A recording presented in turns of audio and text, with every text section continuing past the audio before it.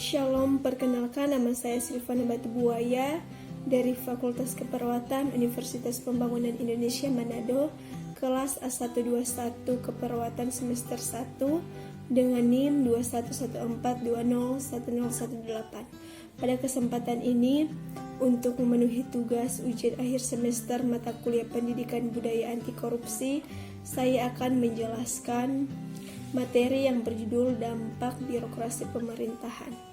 Secara etimologi, birokrasi berasal dari istilah buralis yang dikembangkan oleh Reiher von Stein pada tahun 1821, kemudian menjadi burokrasi yang akhir-akhir ini ditandai dengan cara-cara kerja yang rasional, impersonal, dan logistik. Birokrasi dipandang sebagai bentuk organisasi yang membengkak dan jumlah pegawai yang besar. Konsep inilah yang sering disebut Parkinson Law. Birokrasi dipandang sebagai perluasan kekuasaan pemerintah dengan maksud mengontrol kegiatan masyarakat. Dengan demikian, maka istilah birokrasi dalam masyarakat dimaknai secara diametral, bertentangan satu sama lain yang tidak mungkin mencapai titik temu. Secara positif, birokrasi sebagai alat yang efisien dan efektif untuk mencapai tujuan tertentu. Dengan adanya alat yang efisien dan efektif ini, maka tujuan organisasi lebih mudah tercapai. Secara negatif, birokrasi sebagai alat untuk memperoleh, mempertahankan, dan melaksanakan kekuasaan. Birokrasi adalah sesuatu yang penuh dengan kekakuan dan kemenangan struktural. Tata cara yang berlebihan dan penyimpangan sasaran sifat pengabaian serta otomatis dan menutup diri terhadap perbedaan pendapat. Selanjutnya, fungsi birokrasi. Menurut Djokrowinoto sebagaimana dikutip oleh Tamin menyatakan ada 4 fungsi birokrasi. Yang pertama, fungsi instrumental, yaitu menjabarkan perundang-undangan dan kebijaksanaan publik dalam kegiatan-kegiatan rutin untuk memproduksi jasa pelayanan, komoditi, atau mewujudkan situasi. Kedua, fungsi politik, yaitu memberi input berupa saran, informasi, visi, dan profesionalisme untuk mempengaruhi sosok kebijaksanaan. Yang ketiga, fungsi katalis publik interest, yaitu mengartikulasikan aspirasi dan kepentingan publik dan mengintegrasikan untuk menginformasikannya di dalam kebijaksanaan dan keputusan pemerintah.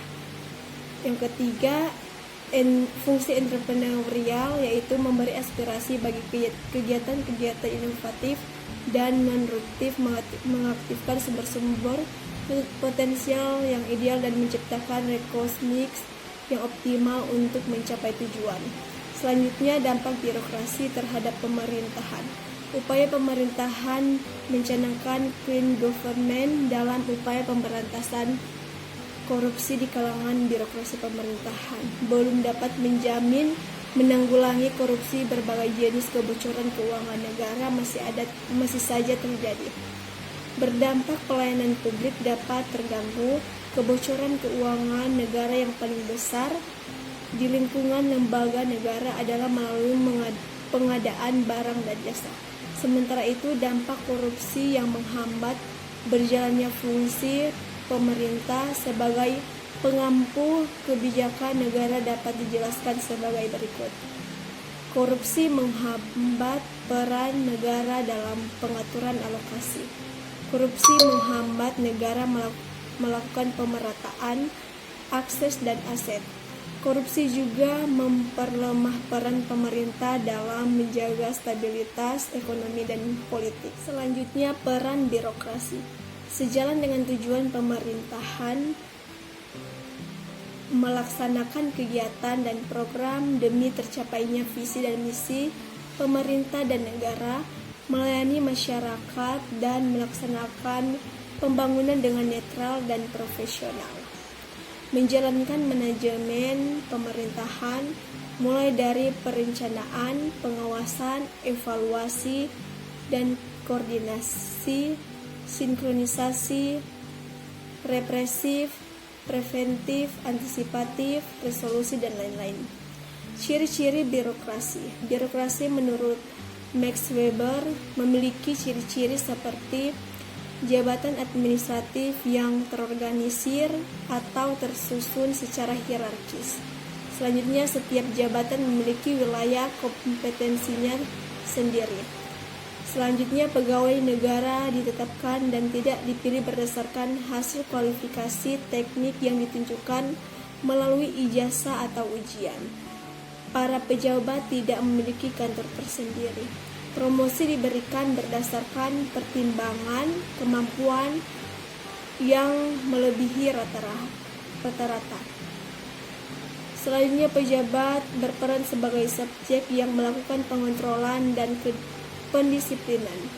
Selanjutnya, langkah-langkah untuk memberantas korupsi, yaitu berikan hukuman berat pada koruptor.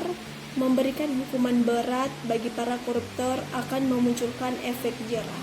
Hal ini juga dapat menjadi pelajaran bagi seluruh kalangan agar tidak melakukan hal yang serupa.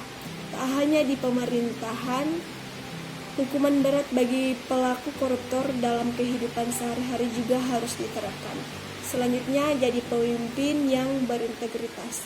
Sebagai seorang pemimpin, sudah seharusnya menjadi contoh yang baik bagi setiap anggotanya.